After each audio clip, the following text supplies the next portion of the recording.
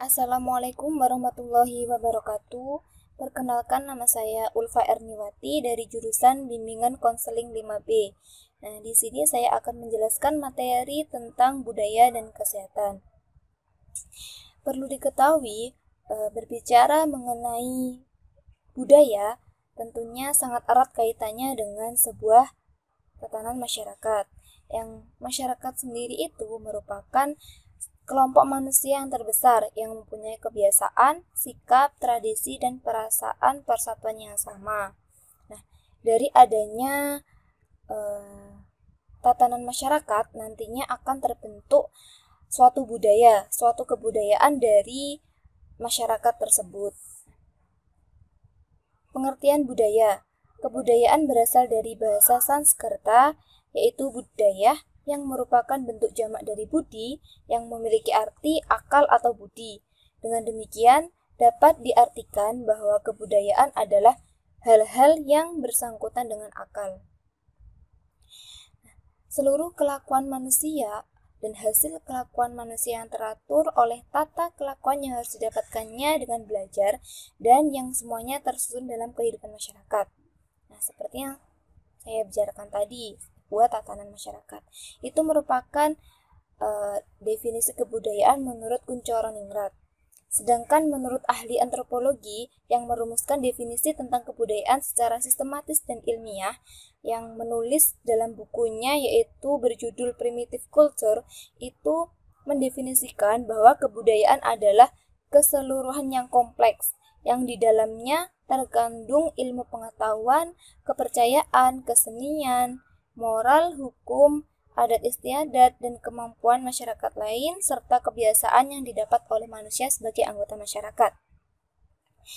Nah, dari beberapa pengertian kebudayaan yang saya sampaikan tadi, dapat ditarik kesimpulan bahwa kebudayaan adalah suatu tatanan hidup masyarakat tertentu yang memiliki tujuan bersama, yaitu untuk melangsungkan kehidupannya dan dapat diperoleh dengan cara belajar.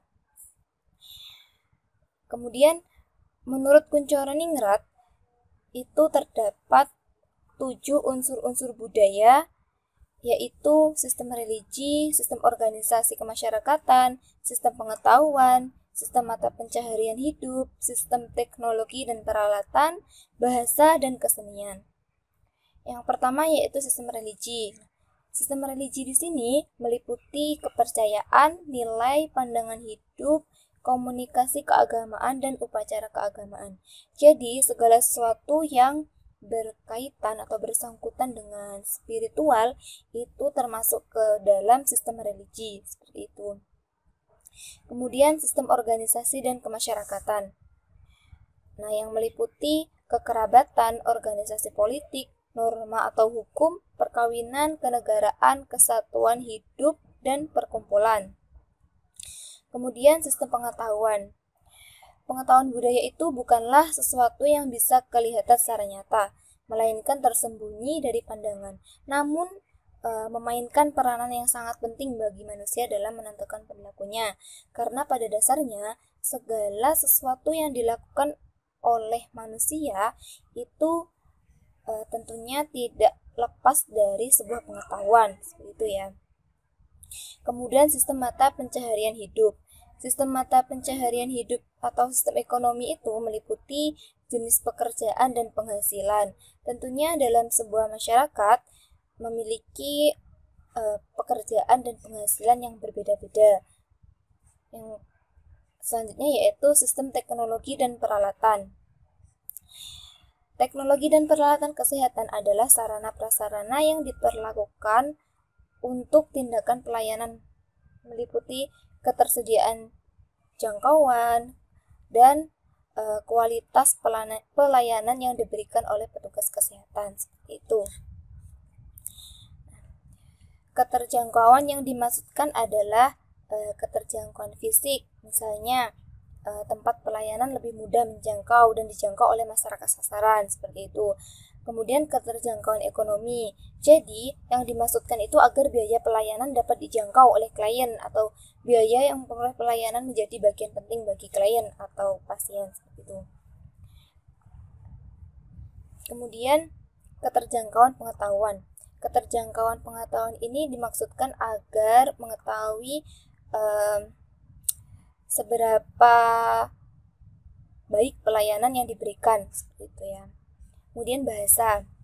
Bahasa adalah alat atau perwujudan budaya yang digunakan manusia untuk saling berkomunikasi atau berhubungan, baik lewat tulisan, lisan, ataupun gerakan, bahasa isyarat, dengan tujuan menyampaikan maksud hati atau kemampuan kepada lawan bicaranya atau orang lain.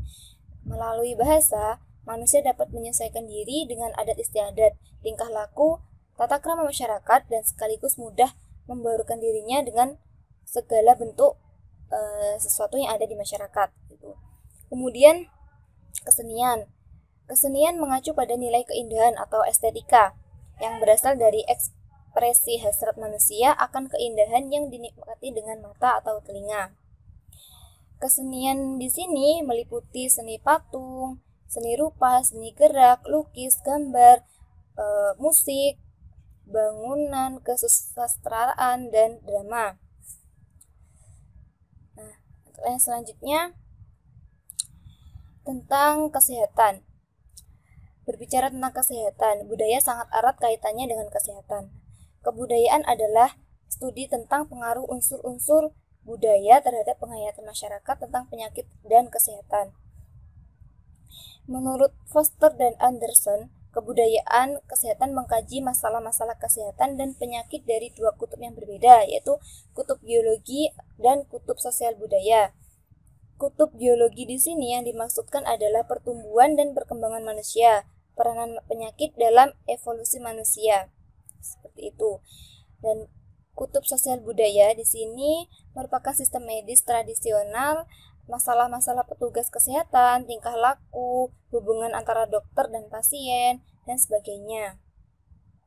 Dengan demikian, kebudayaan kesehatan adalah disiplin ilmu yang memberi perhatian pada aspek-aspek biologi dan sosial budaya dari tingkah laku manusia, terutama tentang cara-cara interaksi antara keduanya di sepanjang sejarah kehidupan manusia yang mempengaruhi kesehatan dan penyakit pada manusia.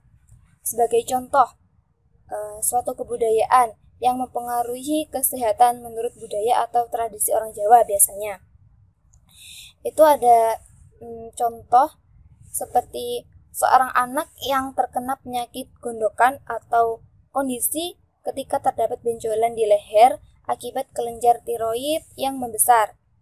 Nah, berdasarkan medis, penyakit gondok disebabkan oleh beberapa faktor kesehatan seperti makanan, kurangnya yodium, penyakit Graves atau penyakit yang terjadi ketika kelenjar tiroid itu terlalu aktif dalam memproduksi hormon akibat reaksi sistem kekebalan tubuh yang menyerang kelenjar tiroid dan lain sebagainya.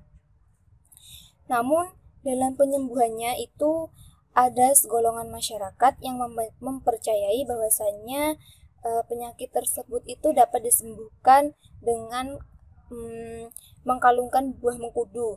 Padahal secara medis itu tidak ada kaitannya dengan penyakit tersebut. Sebenarnya kesembuhan dari penyakit itu juga dipengaruhi oleh faktor sugesti dari diri individu sendiri atas sebuah kepercayaan terhadap penyembuhan melalui buah mengkudu tersebut. Dan akhirnya dapat tersembuhkan dengan sendirinya. Nah, itu merupakan sebuah kebudayaan masyarakat yang mempercayai bahwasanya penyakit gondokan tentunya itu dapat disembuhkan melalui mengkalungkan buah mengkudu. Padahal itu ada yang mengatakan bahwasanya itu adalah mitos. Namun dekat dari kepercayaan masyarakat itu menjadikan sebuah budaya yang mensugesti dirinya atas kesembuhan dari penyakit yang dideritanya, seperti itu. Mungkin hanya itu yang dapat saya sampaikan. Ada kurang lebihnya saya mohon maaf. Wassalamualaikum warahmatullahi wabarakatuh.